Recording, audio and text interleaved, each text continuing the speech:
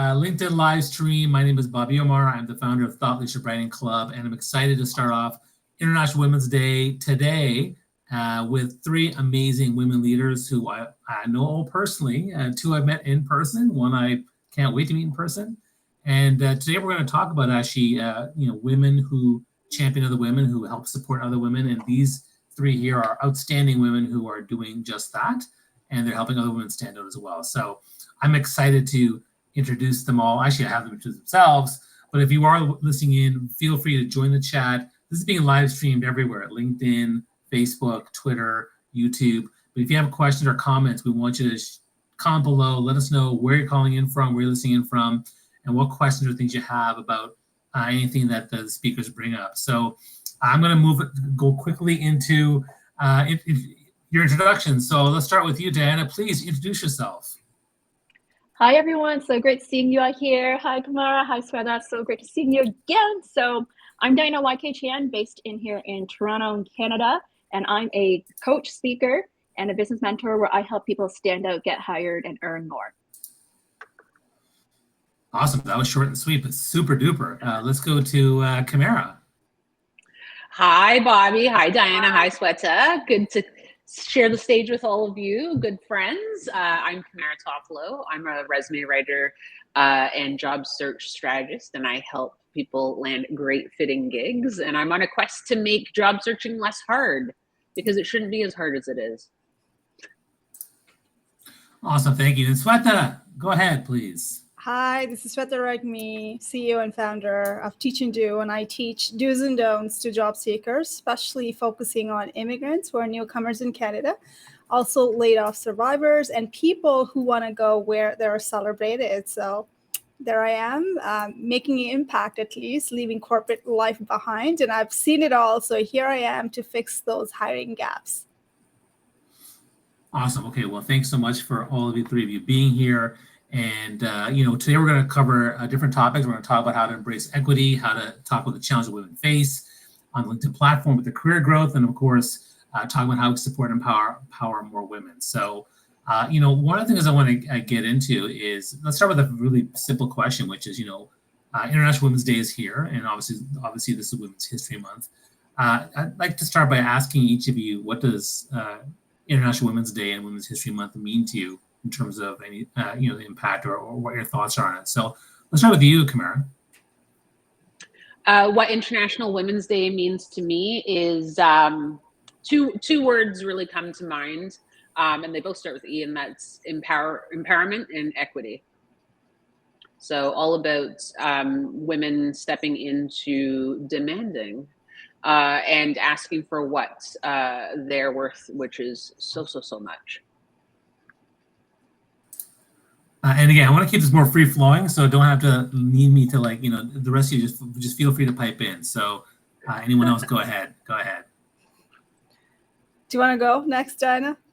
Sure. So for me, International Women's Day, it's part of reflecting on how far we've come, celebrating, the history and how much further we need to go, right? Big part when I think about this year's theme of embracing equity and why I'm so passionate about it.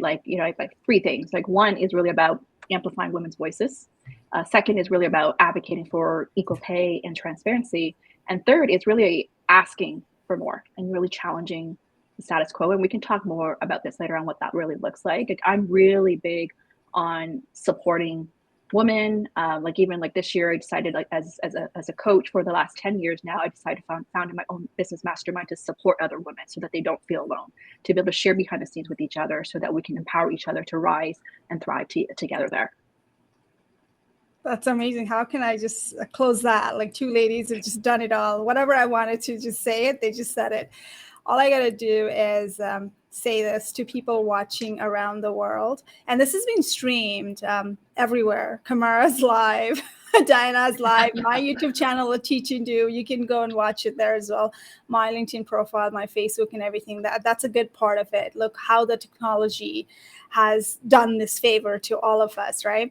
So, women are born, women and men, they're born together on the day that everything is what, we got it. But then once you move up or ladder or once you grow up, the society tells us otherwise. Men can do this thing, women can do this thing, right? And I think it's a society putting up perceptions and stereotyping the gender. And this is why we're celebrating Women's Day, because there's no need to celebrate this, but we're doing it because we finally realize that, you know what, there is a pay gap, there's a gender gap. Let's talk about it. And it's people like Bobby Umar and those men out there who support us and who invite us to these kind of events to share our stories. So thank you so much. So women's empowerment, it just doesn't happen through the women. I think allies, men's are all our allies as well. And we're extremely blessed that we're here today to talk about it. And I think that goes to also the conversation around, you know, all of us are very diverse. We definitely represent people of color as well. And I think one of the things I've learned from my father, I mean, I'm speaking as a brown guy, but basically that it's important for us to, you know, speak up and have our voice heard. Now, from a Women's History Day perspective, my whole goal in life is to champion and empower women. I think of my wife, I think of my mom, I think of my daughter. And I think I'm a huge proponent of allyship, not just as the label, but what are you doing to act on it? What are you doing to educate yourself? What are you doing to learn? What are you doing to grow as a person? Then what are you doing to act out there and support people and champion? And for me, you know, when people comment terribly on women on LinkedIn, I'm out there commenting back, same with Twitter. When I'm doing events, I'm running this live stream. We're doing our social audio rooms. I'm doing an event in Toronto LinkedIn Local on March 30th, again, to empower and focus on helping women voices. So for me, that's a big part of what I'm trying to do in terms of being an ally. I think it's important for a lot of men out there to understand this and be better allies. So, and starting with that, it segues nicely into the issue of equity, because I know one big issue is equity in pay. And so, Dan, I want to send this to you. You know, let's talk a bit about that. What's going on with that situation? What can we do to create an equal paying field for women? Yeah, such a great question. So we know that there's still the pay equity gap here. I'm going to share some stats. This was pulled out earlier from the Canadian Women's Foundation. So I'm going to provide some stats from a Canadian perspective here. Is that 89 cents of what women working full-time and part-time make for every dollar men make. Second is 59.3% of white men's earnings that racialized women make on average. 16% of women and gender diverse people with a physical disability who report being fairly paid compared to their peers. So there's still a pay gap. So it's going to take like over 200 years to close this economic gender gap. So I think this is why it's so important to talk about it. And so when we talk about owning our value and worth, like this is something I'm really passionate about, is helping people to be confident in owning their value. And there are 3 steps that I always recommend to take to be more confident in owning your value. First is really about identifying your value, like knowing what makes you unique, what makes you stand out, what are your superpowers. That's the first step, is really identifying that. If you're not sure, take tests like the strengths assessment, the Gallup assessment, to identify your top 5 strengths, or send out a survey to people to identify that. The second step is really around believing in your value. Like once you identify it, you may not believe this is, you know, what your value, but big part is going to be your mindset and believing yourself, like really having those affirmations helping you believe that. And the third step is really around voicing your value. Like once you've identified this and believe it, you got to start communicating and voicing your value so that you are being seen, that you're being heard, and people see you as a high performing talent there. So I think there's this quote, you probably heard of this, is that it's not just about being the best at what you do, but being best known, so that you can also attract those right opportunities there. And when we talk about owning our worth, like ties back to the pay here, is I believe that the first step is also educating ourselves, of understanding based on the type of job you're in or the profession that you're in, like what is that salary range, or what are the fees and rates, to educate yourself on that so that you're familiar with what's the low end, what's the high end. Are you within that range, or are you below that range, so that you know that you can ask for more there.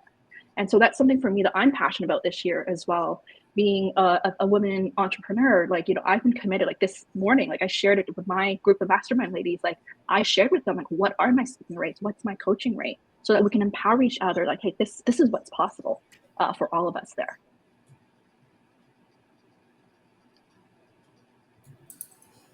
Feel free to share your own thoughts. I don't want to have to keep directing this. I want you guys to talk.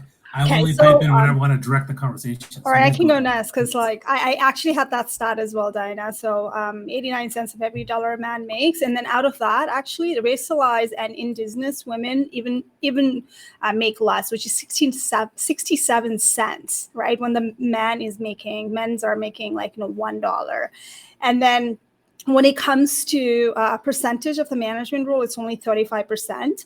And also when it comes to senior management, is a really minimal. Women of color make up only 6.2% in board executive as well. And out of that, only 1% make, like when it comes to Black, Indigenous, POC, LGBTQ community and everything, it's less than 1%, right? So that's kind of like sad. And we really have to talk about it. And I think the great news for Canadian is BC actually is now there's a salary transparency. It just came in the right time.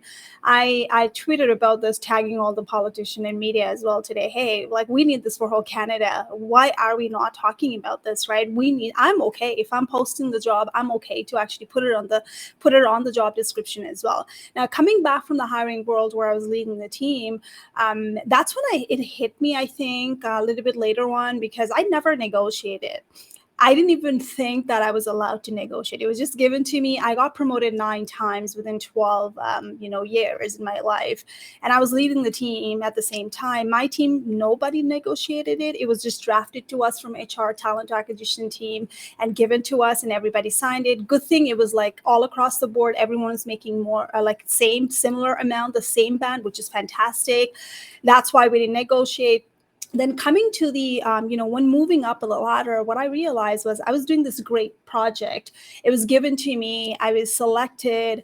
And there was a talk about, okay, if the project goes well, when you work through the IBM, with the IBM consultant, and we're going to just create the new role for you and see we can actually leverage your talent. And I did it. And I didn't even realize when the IBM consultant actually put it on the data, the numbers, like we saved more than $1 million within 6 weeks for the company. What an eye-opener, right? And that was like, wow, I did that within 6 weeks. I cannot believe it. Nobody trained us how to pull the data, how to do the cost analysis and stuff like that. And then when they came back to me, they said, okay, we're going to revamp. We're going to promote you into this role. You're going to take over. We're totally restructuring it. And here is it. And they came back with a job offer. And guess what happened to me? I talked to my manager. She was a lady manager. She inspired me. She's now my mentor. And I talked to her like, I hope there's a salary increase on it because I've never asked for it. I moved up and I know I took everything, whatever was given to me. I'm really privileged in to be there.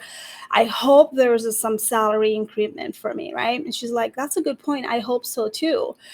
She was brand new external hire director. She did not know the internal policy. And she's like, and I said, could you talk about that when you have the next meeting? Extremely supportive. And that gave me confidence, right? When she said, I think you should ask for it, right? She didn't give me the dollar value figure at all. And then when my director came to me, put it on the paper, exactly the same money that I was making. I was so disappointed, but I was like, what do I do? Because at that point, I was this close to saying, I don't need it. I'm happy where I am, right? But I strategized it. And I said, you know what? I've done this.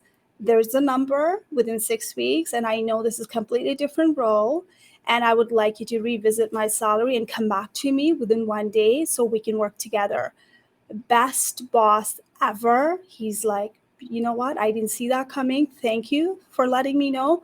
I'll come back to you. No question asked. They gave me the bump, highest bump ever. Had I not asked that strategically, now you have to realize that what's at the stake as well. I did not know him at all. I had that reputation built in already.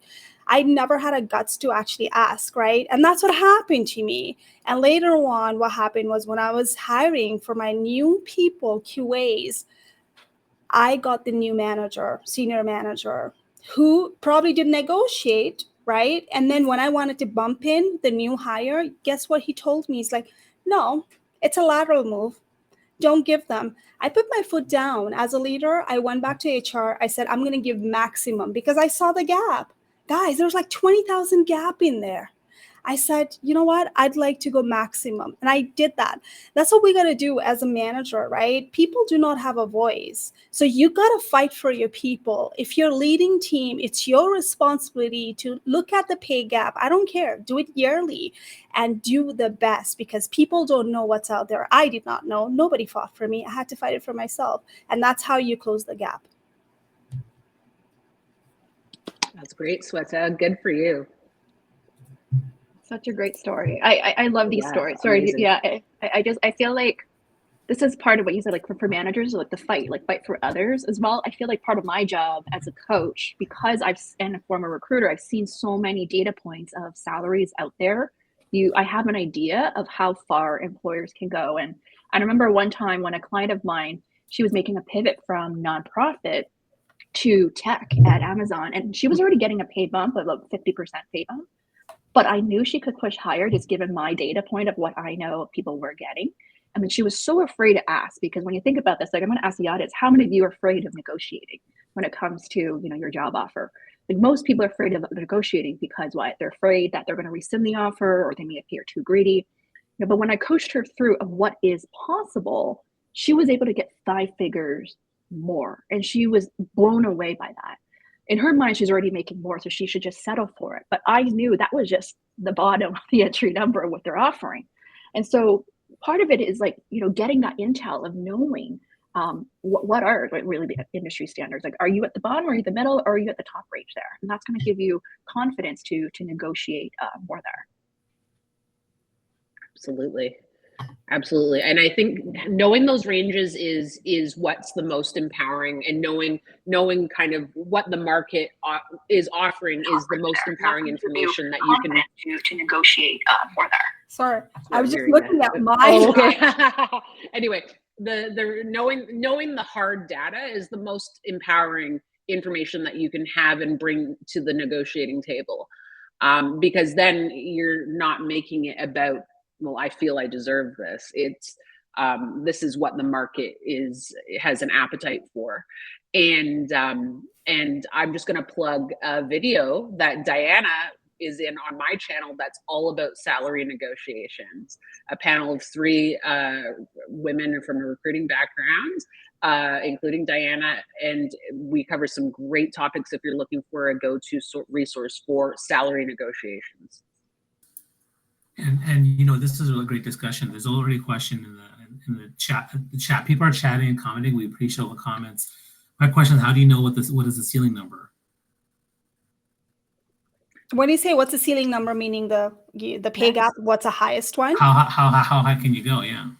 I think it depends. I can speak based on my lived and tested experience as a hiring manager who has seen the pay gap and pay range in there, right? Even it was so hard for me to understand within the same team I'm leading why there's like 20,000 gap on it, right? So I didn't understand that. And HR is like, that's just there. And I think leaders need to be trained as well. And what I really hate to see is pay gap is so high that for people who are applying, they have no clue why is it high. Okay, well, maybe the solution for people to understand is, okay, if you have a certifications, let's break it down, right? If you're entry level, if you have 2 to 5 years of experience, you get this. And if you have certification, you get this, right? If you have license, you get this, right? I think you need to make it so transparent that people applying for it, they can self-disqualify themselves if they want to, or maybe upgrade on those, because I would hate to see people not applying for the role that they're qualified for just because they wanted certifications. Maybe the certification was not the mandatory requirement, but people are not told about that, right?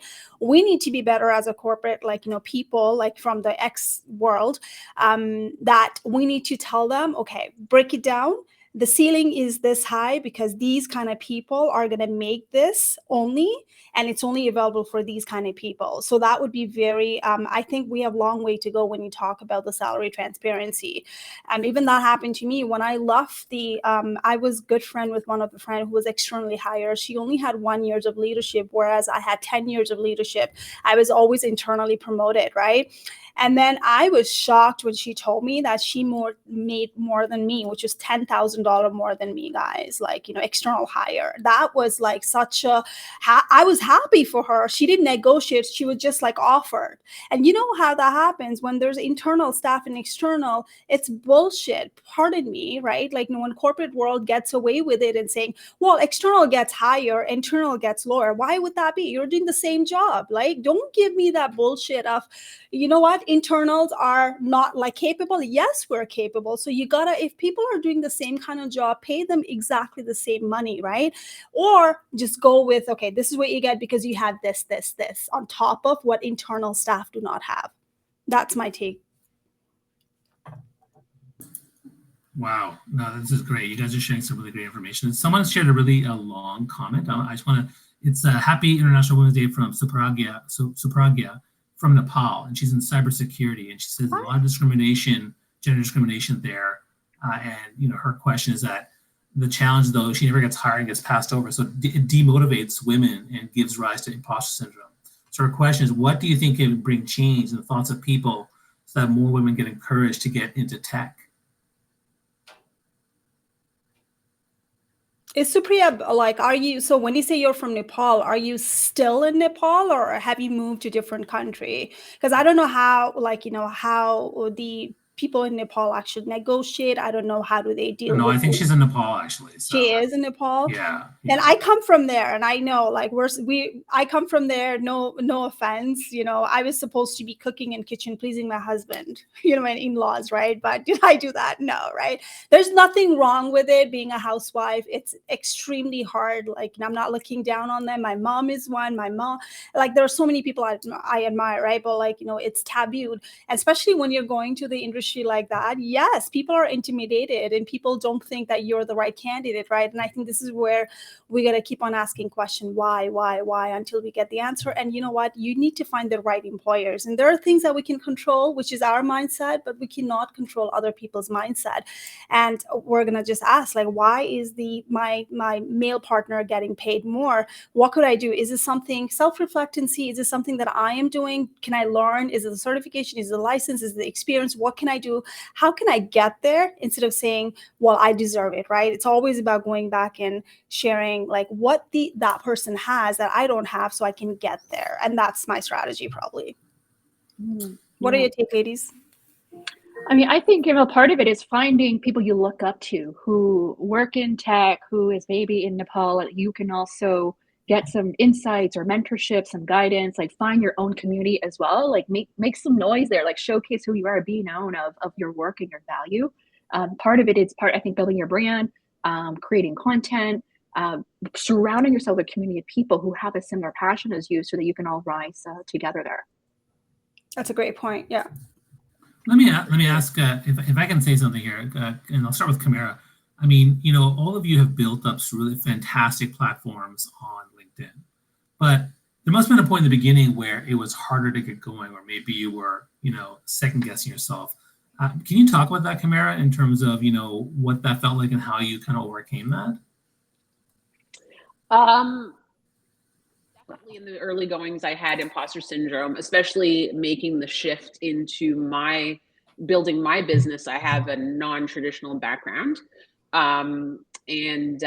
So a lot of it had to do, in terms of gaining visibility and credibility, was aligning with good people like yourself, Bobby. And so, and Diana and Sweta. Yeah, that's how I overcame it, is I kind of piggybacked on other people and learned from them until I felt like I had enough confidence to really make a go of it on my own. Going back to what Sweta was commenting on in terms of gaining skills, certifications to ensure that you have the credibility to back up the salary that you're asking for. I apprenticed under people. I learned in order to, until really the imposter syndrome part started to fall away. And then I felt like I was able to give it a better shot and really be a little more bold in my approach to being seen.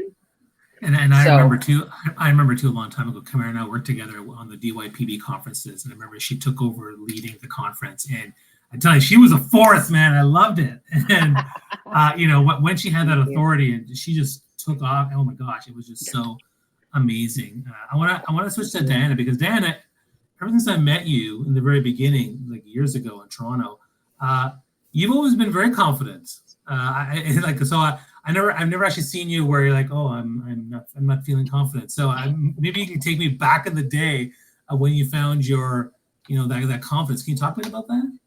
Yeah, that's such a great question. I celebrated my 12 years in business this year in January. And I would say growing up, I wasn't really confident. I even had like a soft voice in class. And part of the work I do now is all about helping people stand out and be confident in owning their value. And so the way I grew my confidence over the years, especially the last 5 years, I would say a big part is like really sharpening my skills, like getting better and better at what I do. For example, if I look back to my videos 10 years ago till now, I sound so much more different. Like before I had much a softer voice and I would have like an uptick in my voice. Now I'm a lot more assertive. And I know part of it is also sharpening those skills, becoming better and better, like avoid the ums and ahs.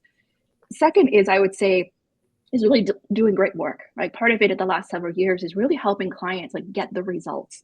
I remember a coach asked me 2 years ago, like this was during the pandemic, beginning of 2020, he asked me a question, like, how much more money did I help my clients make? When he asked me that question, it was a flip question. And I was like, wow, when I actually calculate that, I helped my clients made a few $1 million in the last few years, like incremental of salary.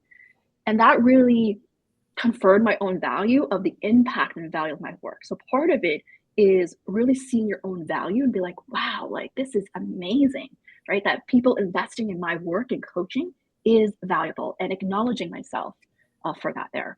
So I think that that's a second piece. And then the third piece, I think, is over the years, I really believe in the importance of giving back. So for me, I'm really big on surrounding myself with people. I'm always like networking, connecting with people. Like the last several years, I've made so many friends on LinkedIn, like people I've never met before. Like I have a group of women who's coming to me to Cancun who I've never met in person.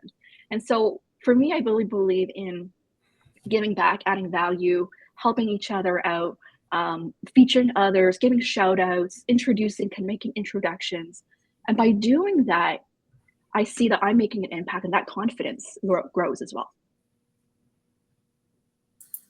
That's Yeah, great. no, And I think we're going to Cancun, right? And we don't even like, we've just literally collaborated on LinkedIn, and that's how, and we do kind of like similar thing but differently, right? And we all have our superpower, and there's no competitions. And I always say it's a collaborations, not the competitions. Yeah. And when women try to lift each other up, it's fascinating, because you know, if women's are catfighting and bringing each other down, then you know, who are we to question men's, right? Like, you know, here we are as a woman, we can't even get along with the same gender. There's an issue. So I think we got to lead by example to the women. Hey, you want confidence? This is what I got, where I got it from. So coming back to me, how did I get the confidence?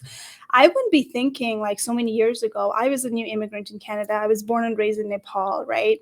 Went to English school, but then again, I had to take an ESL course here, went to colleges, couple of ESL courses.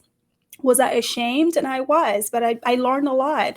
And then I climbed up the ladder, and I felt lonely there. South Asian women in a leadership role, not much of people there.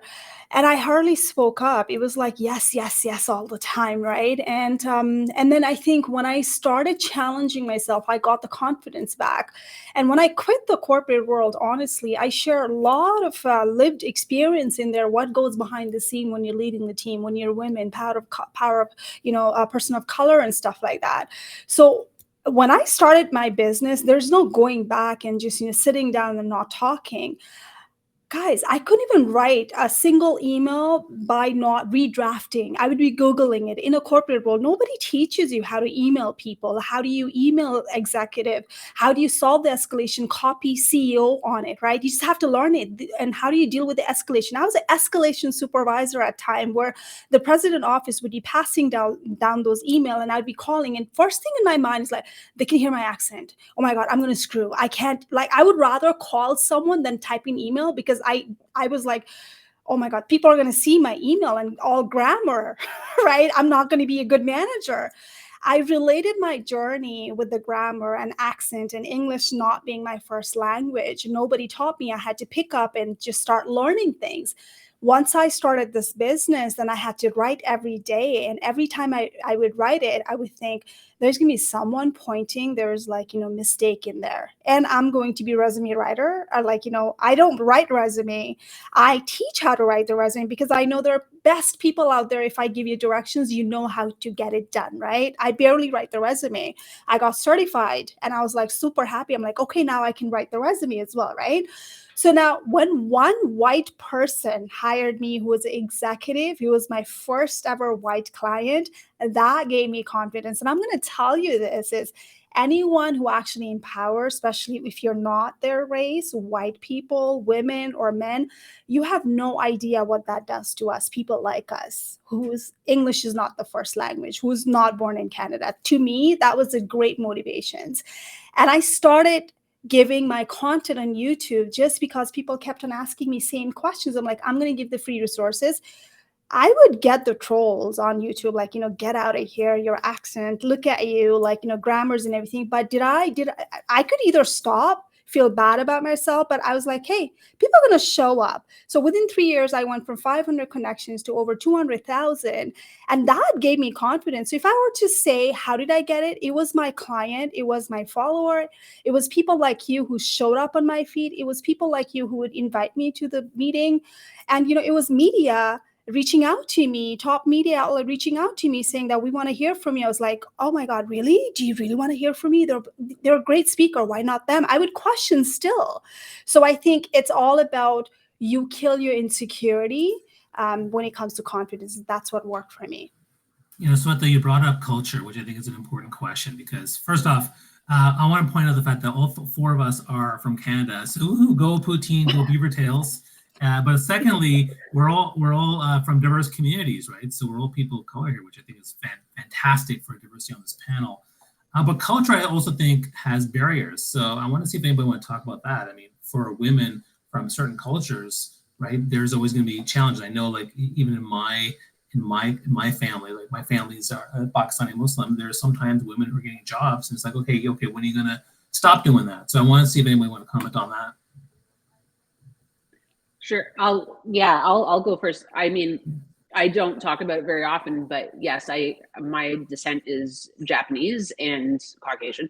And I'm thinking about this a lot recently because it was around this time 81 years ago that the Japanese internment took place. So definitely my childhood was colored by probably some systemic, like multi-generational trauma from that, but also some old school Japanese beliefs of women make the tea and the rice and do the dishes, So that's something that I had to fight against. I mean, my parents are very progressive, but there's some of that lingering in the background.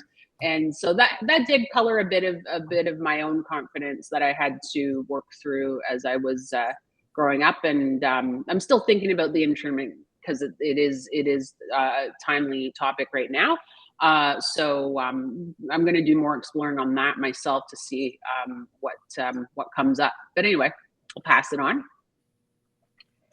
Yeah, like one of the things, this is so interesting when it talks about culture and how that impacts confidence and, having grown up actually back and forth in Hong Kong and Canada, I was raised to not speak up, not rock the boat, or when I started my business, like my mom was actually concerned that I'd be too ambitious, that no one will love me. Like my husband will no longer love me because I'm too ambitious.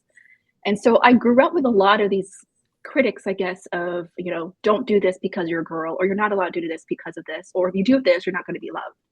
And so I had to break a lot of, I said, where I get my confidence. Part of it is turning the pain into power, like turning those struggles into strength, turning these obstacles into opportunities, right? Like all these challenges you face, that we got to break this cycle or what we've been conditioned to and not let that hold us back. Like one of my most powerful transformations when I went through coaching training over 10 years ago was a coach called me out as that stop living to please your parents.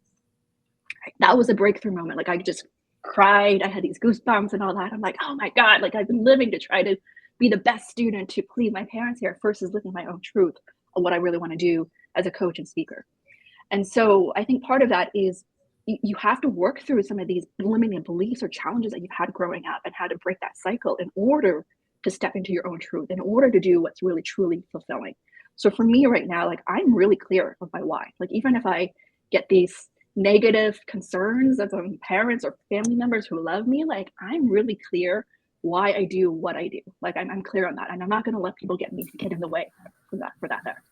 Stop pleasing my parents. I need to work on that. So that's a good philosophy. Same. I want to segue into another question because we want to make sure we get everybody. And if you're listening to this again, put your questions in. You can also tag us, ask questions after this, share the replays on your feeds. Like we'd love to get people to share this, retweet on Facebook, LinkedIn, you name it. Just share the stuff. This is great. The other question I want to get into is really, let's talk about LinkedIn now, right? So I'll go with you, Camara. The challenges that women face on the LinkedIn platform. What are the challenges they're facing, and how can we help them and leverage LinkedIn better for their career growth? Yeah, for sure. So I think that a lot of women are feeling held back from posting because it might go against what they were taught growing up, in that sharing successes might come across as bragging. And we see that a lot in job search, especially when I talk to my clients, a female client versus a male client. A female client is often crediting the team rather than themselves. So you can still credit the team while taking credit for your own contribution.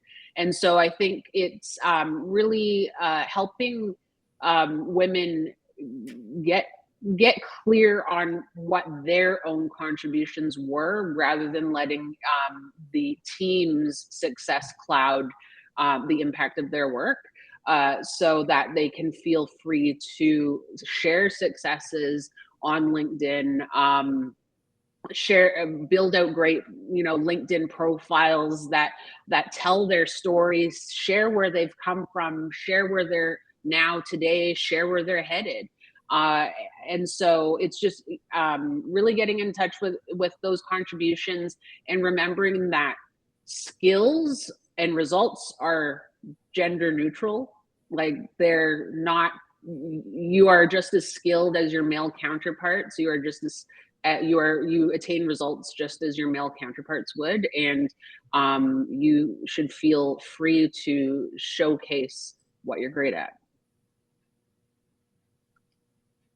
That's really good point. If you have the way that you're saying, and what I am thinking is, anyone watching this right now, the takeaway is, as a woman, is skill just does not differentiate. I'm going to give it to you, not to you, right? There's no gender biases when it comes to, like, naturally there is a biases, like physically. I don't think I know there are men out there, there are people out there, like, you want to be this, but you want us to, like, shovel the snow all night, and then you sit, I'm like, yes, I want my husband to shovel the snow because he's fit. He's physically fit. I'm not. I had 2 kids, right?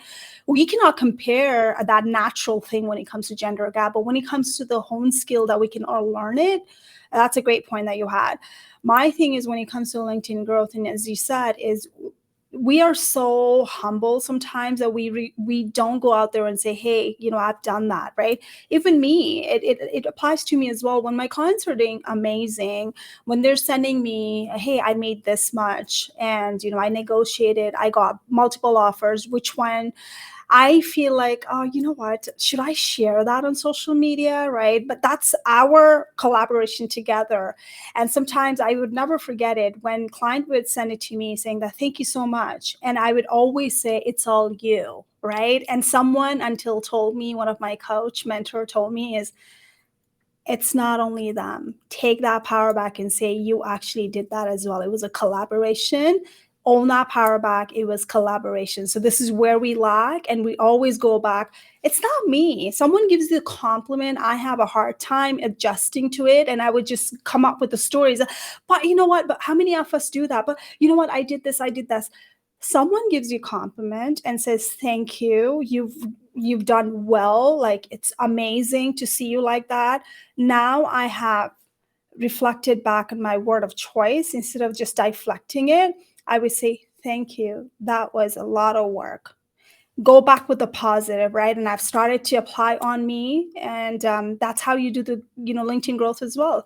Sing your song, because if you can provide the evidence, it's not bragging. You have testimonial, I have live from clients, people can show up for me and talk about it, right? I have a result, and still till this day, I still feel cringe when I'm posting my results on it, honestly. And that's me, that I'm going to have to work on it. Yeah. I love that. I'm going to add on to what you said, Sweta. So I know, instead of thinking that you were showing off your wins, think of how you're being of service. Yes. And adding value, right? This is something I teach a lot in concept of, instead of thinking about you, it's about also others, how you're being of service. And I have so many times, like when I share wins, when I look at it of helping other people, client wins, oftentimes, like we're talking about growth, like I'll have people reaching out to, like, because of this story, because of this, you encourage me to reach out, or you inspire me to, I can do this as well. And so that's very encouraging. And so one thing I really love using LinkedIn. For me, that's my primary platform for growth. What I believe, this is like the quote, my quote here is that you have the upper hand when you have a great brand because you're more in demand. You have the upper hand when you have a great brand because you're more in demand, right? So part of, like, with LinkedIn is really building your brand where you are known, that you're seen, that you're that go-to expert. And in order to do that, you need to start sharing your voice, your story, your expertise, showcase that you're also collaborating, connecting with others as well, where people see that, like, you are active, you are giving back, and you are showcasing your point of view. Like, even this past year, I would say only about 2 years ago that I really started being more vulnerable in sharing my own story. Like, before that, I was just sharing more of my expertise. But what I believe that helped me also get to LinkedIn Top Voice last year was part of it, where I was starting to share my own struggles, my own story, so that people could relate to other. And then on top of that is also collaborating with others. And I would say just this past year for me, that I started to even be more courageous in speaking up on topics that I don't normally talk about, like around this topic around, let's say, Asian racism, for example. Like, I was asked to facilitate a panel on that a couple of years ago, and I felt really uncomfortable doing that. Or recently, where I chose to speak up on this whole pay equity issue, because I was asked to speak for a International Women's Day event to MC for 5 hours for free. That's sponsored by multi-billion-dollar companies. Like, when I shared that, I was like, I can't believe that. Like, I was mad, I was angry, and I decided to turn that post into also raising awareness of this is what's actually happening, and we need to basically say no to it, and not just accept that. That's amazing. And I love it. The story, sometimes I think, to be honest, like, I am who I am because of all the stories that I put it through as a newcomer, hiring manager. And as much as I hold hiring managers accountable, leadership team accountable from the corporate world, let's be real. I wrote the blog about it, article about it, how I've screwed up as a manager, how I put people on a PIP as a threat, right? How I could have done better. There are things I'm not proud about it as a person, as a manager, whatever was unconscious biases and everything. As long as I self-reflect and never do those things, we got to share that as well, right? Nobody learns this. Nobody teaches you. And then you got to go back and think about it. There are things I would never do. And when people actually look into it, it's like, I'm not only calling out people, but I'm calling out myself as well, holding accountable, saying that I've messed up. I'm sorry for those people. Like, I've messed up. You deserve better. That's why you quit on me. That's why you resign on me. That happens, and we need to talk about this. And I think when you come from that heart of, like, I'm going to raise an awareness, not the venting sessions, and here's the solution for it, right? If you can call out everything you want, but if you don't have a solution, it's called whining, right? You can come up with all those things that you went through, and here's what I could do differently. The solution, here's what I propose. And that turns into, okay, you know what? Someone listening could probably have that takeaway as well, right? And that's a great point, that we need to talk about it as a women, be vulnerable. And some people don't like it. As a matter of fact, one of the coaches that who I no longer is a part of Tribe, she said, why do you always put the personal things? LinkedIn is not for personal. We were talking about 2-3 years ago. I would never do what you do. Like, I'm not comfortable. I won't do it. And I'm like, couple of years later, same coaches putting out like the vulnerable content. I'm like, you know what? People do their own thing. Do what it works for you, but never call out people. Why are you putting that, right? Because they have the reason to do it. Never invalidate people lived and tested experience, and support them. I just want to come in and talk about the fact that we're having this amazing discussion with outstanding women who help women stand out. 3 amazing LinkedIn leaders, influencers, women who I admire and have collaborated with, and I'm really glad to have them here. This is run by the Thought Leadership Branding Club. We run the TLB Club live streams every month. We also do weekly audio rooms on LinkedIn, Twitter Spaces, and Clubhouse. And our goal is to really support people build their brands. So if you're want to learn more about our community and what we do and how we empower people, and especially empower women in our community, reach out to us. There's a great question that came from Cindy I want to ask, which was, I want to get the panel's insights on how ageism is impacting women in the corporate world today. Kamara, you want to start with that? I mean, we know that the impact is there. We even see such high profile ageism issues like recently Lisa LaFlamme on CTV. I think it's CTV. I can never remember. No, anyway, yeah. And so we know that it's an issue. But what I'd like to volunteer is we have strategies that we can use, especially in the job search, to mitigate the impact of ageism or the exposure to ageism. So there are solutions to try, but I also volunteer this. If an organization doesn't want to hire you because of your age, do you really want to be part of that organization? Do they value what you value? What's the downstream impact of that to their customers? Do you want to represent that company? So yeah, those are my thoughts.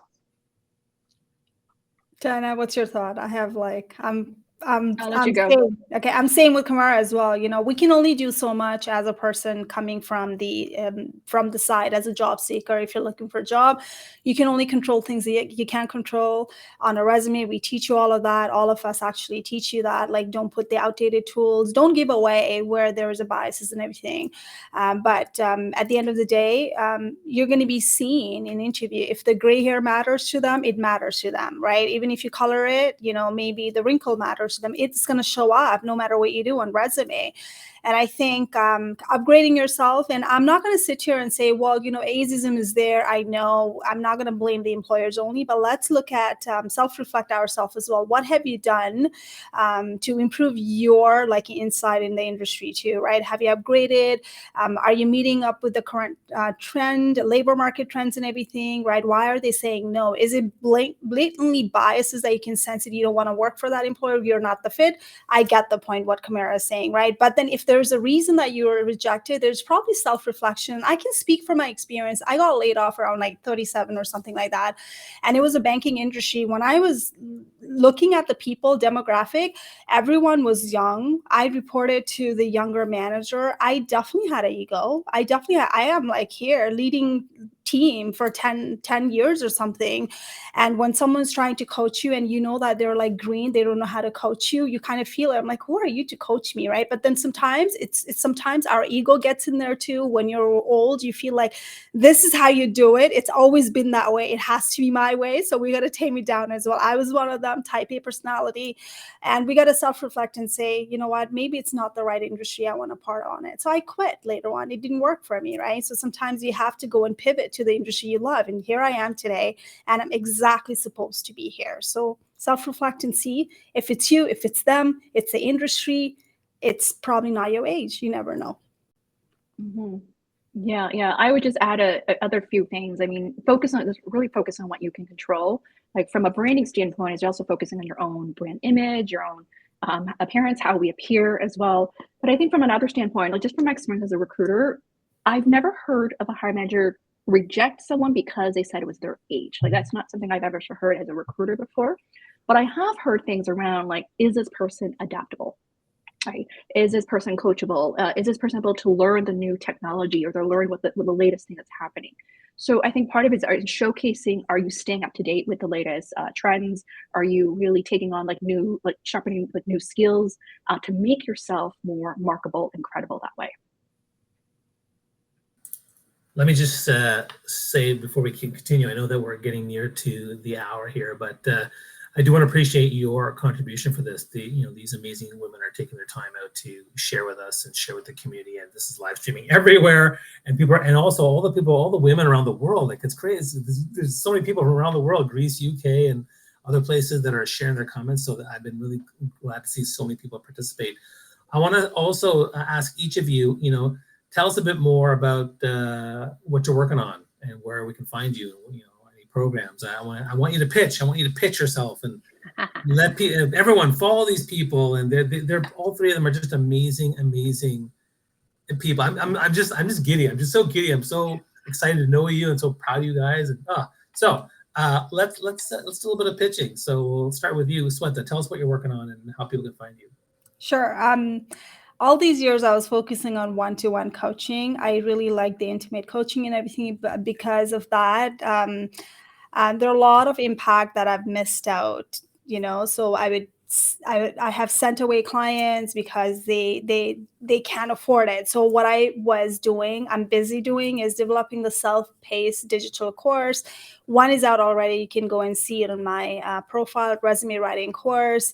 It comes with so much that that's the same course that newcomers have landed multiple offers, dream job in Canada, right? Where they gave up and they're ready to go back home, right? And they were qualified. So the people who were leading the team back home, they were actually working survival jobs. And right after taking that courses and everything, they landed multiple offers. Now they're leading a team in top companies. So that's why I had to sit down and put my thought through with the hiring manager's perspective. What would I look for in resume, and what do I want as a hiring manager, and what would the newcomer want? What would the immigrant lack? What would the people when they're laid off lack, right? These are all my lived and tested experience with my clients and myself as well. So it's my baby. First course was out recently, very affordable, and it's going to be lifetime. So that's out there, and I'm working on the second course as well. That's what keeps me busy at night.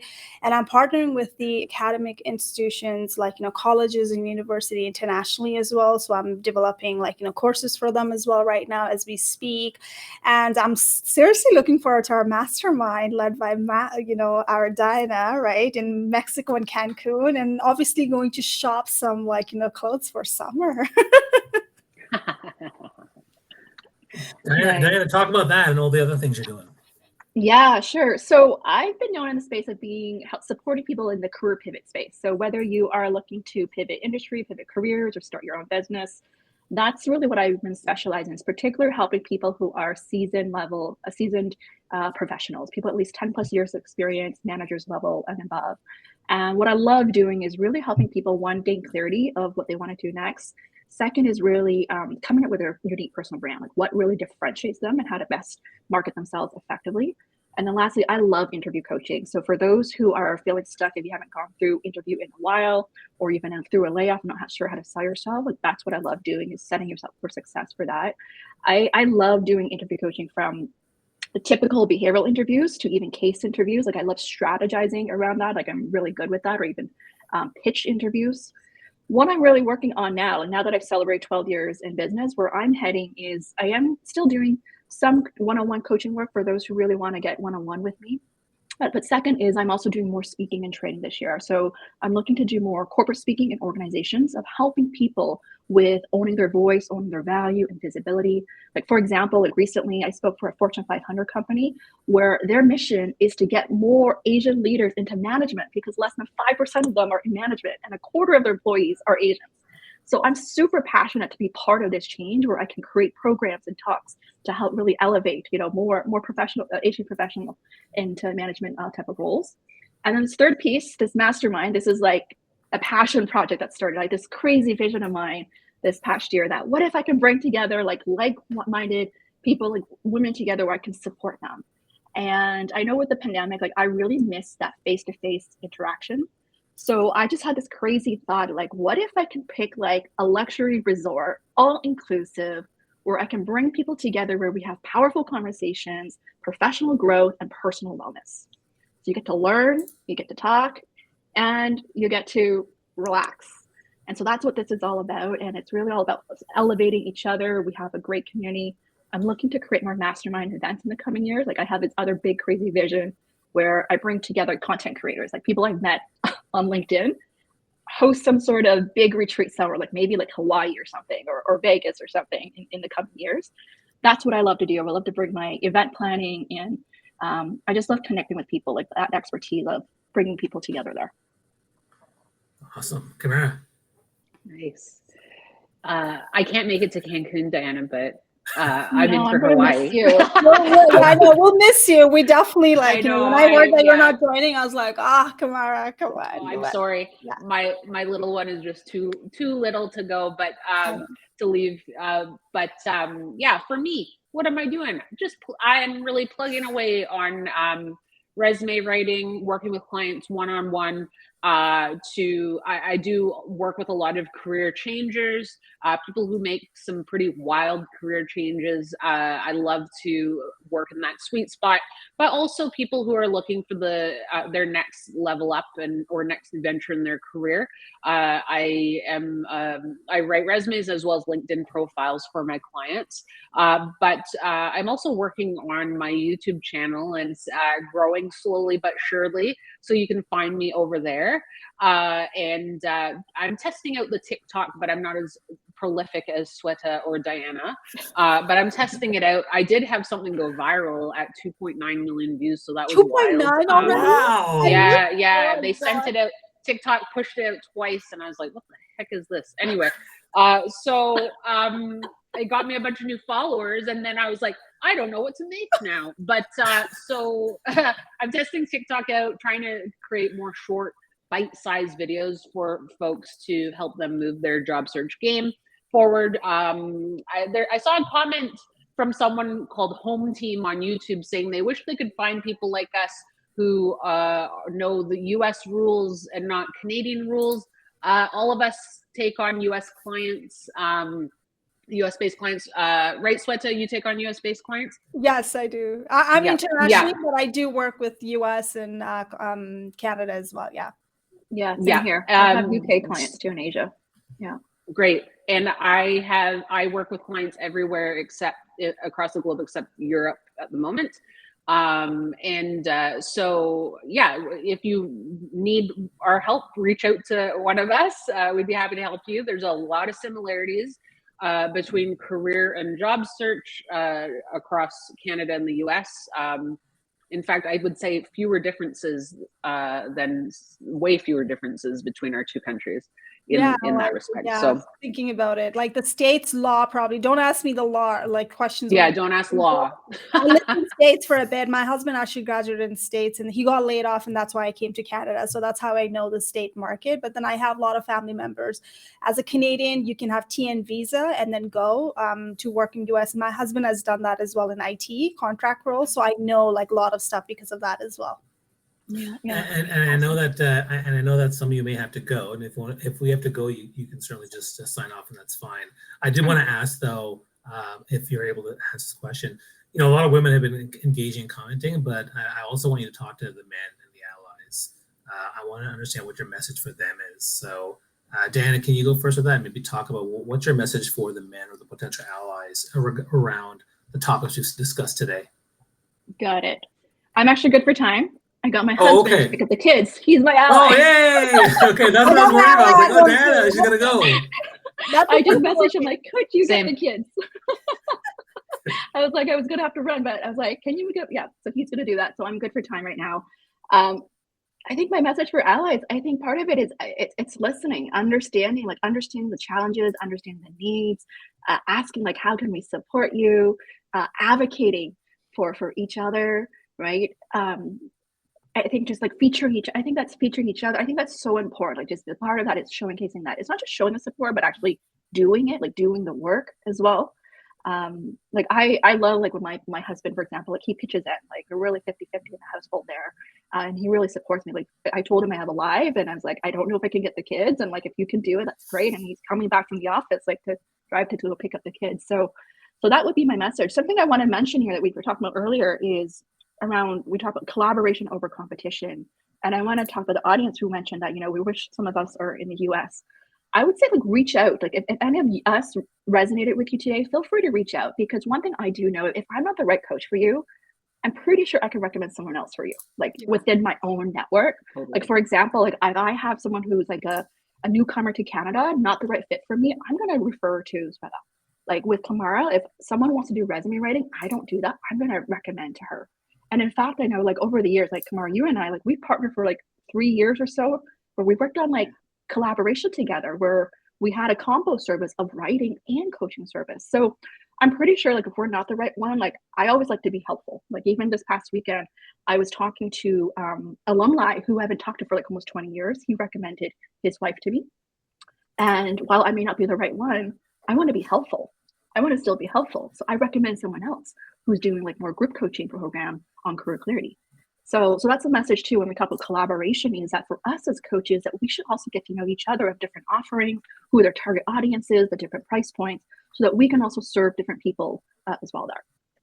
That's a great point, Diana. Like, you know, I think I want to put it out there is personally, I know great coaches, great, like, you know, business entrepreneur, they're okay to self-disqualify. I like, you know, I'm not for everybody and I'm okay with that. When that comes in, I would have a network and I would say, I'm not the right one. This is why you got to go out there. And here's the thing, right? And that's what the right people do, because it's an investment for yourself as well, right? I'm not going to go and test it out on you if I don't feel comfortable, we're not connected well, right?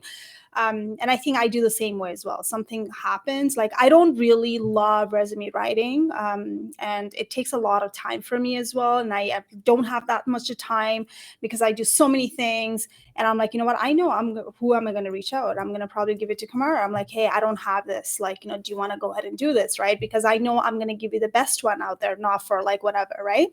That's a great point there. Thanks for saying that. I want to talk about one more thing that I think if anyone's watching right now, especially the people who are consultant, who are speaker, who want to go out there and put like, you know, speak on a stage or something. I want to talk about one incident that happened to me. And then like we talk about it in our mastermind group all the time. When it comes to pricing strategy, it's really extremely hard to actually go and like, okay, what do I charge? Because the companies are going to say, what's your budget? And when you're new, you have no clue what's your budget, because they will ask for so many scope that you might not even be aware of it. There's a contract, there's things that you have to. So since I've done so many, like now I'm like, you know, okay, you know what? There's so much gap in there. You don't understand like how the contracts are formed, like how you can negotiate everything. I want you to think about it as a job. Everything in a contract, you can negotiate everything, right? Reach out to the people like, you know, who's done that. And we're not going to say, I'm not going to share. Honestly, I've shared things, transparency, like this is what we have done. And like, this is a great group that we have as a women. This is how we are supporting one another. I can reach out to Kamara and say, hey, do you know, like, you know, Diana does the same thing too, you know, and then Bobby, I reached out to Bobby when I had B2B contract ready to go. And Bobby gave me like, Bobby hopped on the call and so like, you know, we talked about it and I was like, hey, that makes me feel better. I'm not like, you know, under budget, right? So I think you need to talk to people before actually agreeing to the budget. I tell you that, right? So we don't have that community in Canada so much, but this is where we are committed. Reach out to us and we'll share. Yeah, so important. One of my biggest insight recently is I've learned as a speaker, the budget in Canada and versus the US is so different. Yes. It's terrible. Well, I mean, I've been speaking for many, many years. I can say it's 3-1. Like in the U.S., it's triple the amount you'll get for Canada. So it's always been a challenge. And yeah, when Sweta reached out to me, again, that's my expertise, and so that's how I help people. I'm happy to talk about those things from a speaker standpoint. And having coached lots of speaker women, you know, they often will undersell themselves, and so we have to like, you know, think about, you know, what the value, what you're worth, things like that. I want to make sure Kamara gets a chance to speak to the men and the potential allies. So what's your message for them? Yeah, I would say for the men, so Diana already addressed the listening part. The other thing I would say is speak speak up for women. So advocate for women, particularly in the workplace.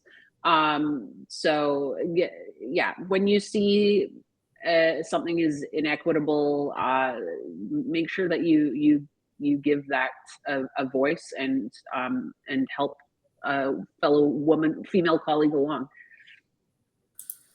I'm very passionate about this because I would say to men, and I'm going to tell a man, educate yourself, inform yourself, and understand your biases, because you all have them. That's a fact, guys. You all have biases, and you need to figure this out and try to let go of them or wrench them away from yourself internally, because a lot of men have a lot of work to do in terms of understanding what women go through on a daily basis and what we can do to champion and empower women. So that segues, I think, to my last question, which is really, what are some strategies and that we can use to help women, and women from diverse backgrounds better support themselves, be represented in workplaces and communities? Open question. What do you guys think about that? I think we can't just assume. Like, I think what popped up for me, I'm thinking not just women, but also men too, like especially from diverse backgrounds, like people who don't speak up at work or quiet work. We can't just assume that they're not ambitious or they're not leadership material. I mean, like that kind of bias. I think we need to really go deeper and find out, like, how can we groom them? How can we develop them? How can we also give them a voice and a seat at the table as well? Like, I have a client right now, actually a male client who is Asian, and he has a hard time speaking up at work. And I know part of it's a culture. And so I think it's very important that we seek to understand and look at ways of how we can also encourage that we all have a voice as well, and not make these assumptions that they're not leadership potential on there. Yeah. I just want to add one thing, Bobby. You said the 3-to-1 difference, Canada, US. You'll be so proud that I actually raised my price by 3x with my latest US gig with a big company. Yay, that's awesome. So it was reassuring to know it's like a 3-to-1 difference. I was like, okay. Approximately 3-to-1, yeah. Well done. Tamara, what do you think? Sorry, Sweta, go ahead. So to add to the piece that Diana was saying, just because someone is not speaking up, that doesn't mean that, like there are introvert as well. There's introvert, there's extrovert as well. And there's someone in between as well, right? And I think when it comes to workforce, let's tackle one thing at a time. So workforce, not everyone works for money. Everyone has the motivation. Yes, we all love money. I loved money in the corporate world as well, but more than that, I loved my career. I want to climb up the ladder. I wanted those promotions, which I got it. So I've taken the task for exposure. As much as I sit down and say I shouldn't have done that, but I've done it, right? So who are we to judge people when they're actually doing the free work? I've done the free work as a newcomer in Canada. I worked at IBM, guys. Okay, apprentice. They could have paid me, but they didn't pay me. But then that's how I hone my skills and I develop the clarity. Sometimes when we tell people don't do this, don't do that, it might not work for them. It needs to be customized, and we have no idea what story they have. They have bills to pay. Sometimes they might have to take up the job that it's toxic. They cannot afford to quit. Just because I quit twice, that doesn't mean that everyone should be quitting. Just because I'm in this business, that doesn't mean that everyone should be doing this business, right? So listen to all of us, but at the same time, we're not the one who's going to live through your journey. You have your story, you have your journey, and you know what's better for you. And one thing I want to tell people is do not take advice from those people who have never walked a mile in your shoes when it comes to like, hey, can I do this? And try to understand what the person did. It might not be the same exact thing that you want to do as well, right? So seek advice, but at the end of the day, you are accountable for making a decision, because I'm not the one who's going to be responsible for what you choose to do, right?